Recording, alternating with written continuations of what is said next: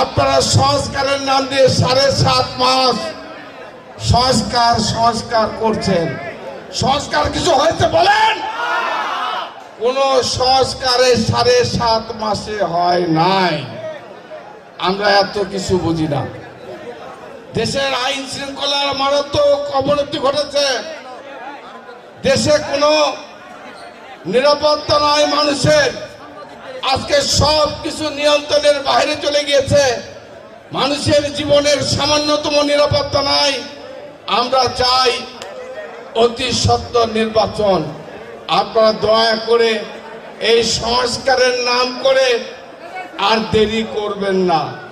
আর দেরি না করে যত তাড়াতাড়ি পারেন। আমরা বুঝতে পেরেছি এখানে ষড়যন্ত্র শুরু হয়েছে, চক্রান্ত শুরু হয়েছে।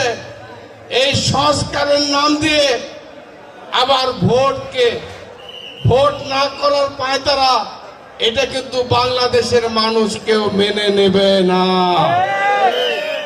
আমাদের পরিষ্কার কথা, সংস্কার যদি করতে হয় অবশ্যই সংস্কার, যে রাজনৈতিক দল ক্ষমতায় আসবে, সংস্কার কতটুকু হয়েছে বাংলাদেশের মানুষ জানে না।